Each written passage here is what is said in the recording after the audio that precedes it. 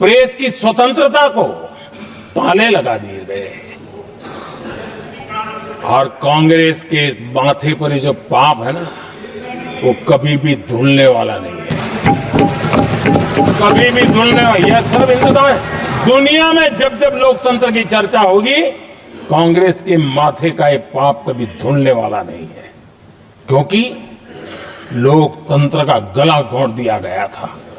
भारत के संविधान निर्माताओं की तपस्या को मिट्टी में मिलाने की कोशिश की गई थी। आदरणीय सभापति जी, जब 50 साल हुए तब क्या भुला दिया गया था? जी नहीं, अटल बिहारी वाजपेयी जी की सरकार थी और 26 नवंबर को 2000 देश भर में संविधान का 50वां वर्ष मनाया गया था। अटल बिहारी वाजपेयी जी ने प्रधानमंत्री के नाते राष्ट्र को एक विशेष संदेश दिया था। एकता, जनभागीदारी, साझेदारी, उसके महत्व पर बल देते हुए उन्होंने संविधान की भावना को जीने का प्रयास किया था, जनता को जगाने का भी प्रयास किया था। और अध्यक्ष जी, जब देश संविधान का 50 वर्ष मना रहा था और जब 50 वर्ष की पूर्णाहुति हुई, तो ये मेरा भी सौभाग्य था कि मुझे भी संविधान की प्रक्रिया से मुख्यमंत्री बनने का अवसर मिल गया।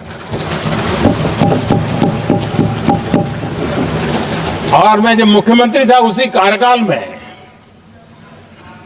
संविधान के 60 साल हुए और तब मैंने तय किया था मुख्यमंत्री के नाते कि हम गुजरात में संविधान के 60 साल मनाएंगे। और इतिहास में पहली बार ऐसा हुआ है जब संविधान के ग्रंथ को हाथी पर बनाई हुई अंबाड़ी में रखा गया, उस विशेष व्यवस्था में रखा गया। हाथी पर संविधान की यात्रा निकल, संविधान गौरव यात्रा निकाली गई और राज्य का मुख्यमंत्री उस संविधान के नीचे हाथी के बगल में पैदल चल रहा था और देश को संविधान का महात्मा समझाने का सांकेतिक प्रयास कर रहा था। ये सौभाग्य भी मुझे प्राप्त हुआ था, क्योंकि हमारे लिए संविधान का महत्व क्या है। और आज 75 साल हुए हमें अवसर मिला। और मुझे याद है जब मैंने लोकसभा के पुराने सदन के अंदर जब 26 नवंबर को संविधान दिवस मनाने की बात कही थी, तब एक वरिष्ठ नेता ने सामने से आवाज उठाई थी कि 26 जनवरी तो है, 26 नवंबर की क्या जरूरत है। क्या भावना घर कर गई थी, ये बहुत पुरानी बात नहीं है।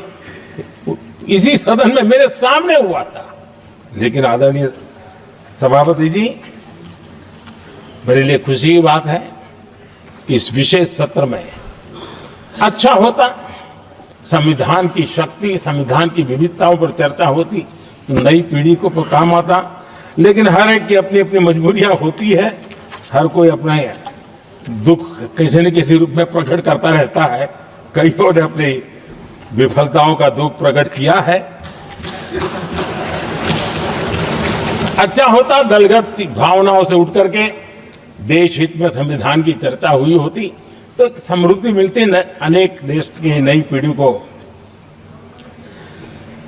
आदरणीय सभापति जी, मैं तो संविधान के प्रति विशेष आदर का भाव व्यक्त करना चाहूंगा कि संविधान की भावना थी कि मेरे जैसे अनेक लोग जो यहां पहुंच नहीं पाते, ये संविधान था जिसके कारण हम पहुंच पाए। क्योंकि हमारा कोई बैकग्राउंड नहीं था, हम यहां तक कैसे आते? ये संविधान का सामर्थ्य था, जनता जनार्दन के आशीर्वाद थे। इतना बड़ा दायित्व, और मेरे जैसे बहुत लोग यहाँ भी जिनका ऐसा कोई बैकग्राउंड नहीं है, यही एक सामान्य परिवार से आए हैं और आज संविधान ने हमें यहाँ तक पहुँचाया है। और ये भी कितना बड़ा सौभाग्य है कि हमें देश ने इतना स्नेह दिया, एक बार नहीं, दो बार नहीं, 3 बार ये हमारे संविधान के बिना संभव नहीं था। आदरणीय सभापति जी,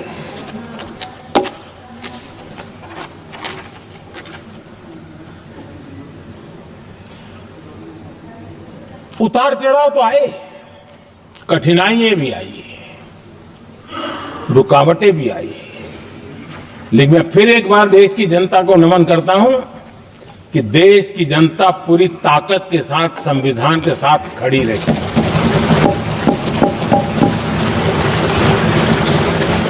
आदरणीय सभापति जी, मैं आज लेकिन तथ्यों को देश के सामने रखना जरूरी है और इसलिए मैं तथ्यों को रखना चाहता हूं। कांग्रेस के एक परिवार ने संविधान को चोट पहुंचाने में कोई कोर कसर नहीं छोड़ी है।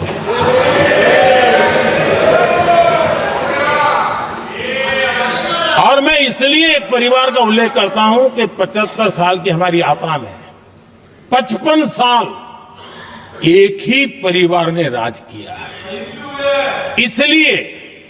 इसलिए देश को क्या क्या हुआ है ये जानने का अधिकार है और इस परिवार के कुविचार, कुरीति, कुनीति, इसकी परंपरा निरंतर चल रही है। हर स्तर पर इस परिवार ने संविधान को चुनौती दी। आदरणीय सभापति जी, 1947 टू 1952 इस देश में इलेक्टेड गवर्नमेंट नहीं थी।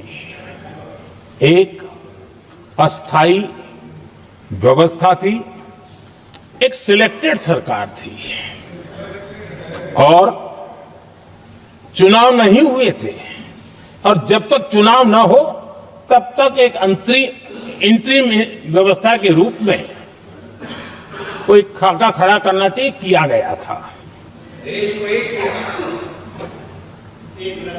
1952 के पहले राज्यसभा का भी गठन नहीं हुआ था।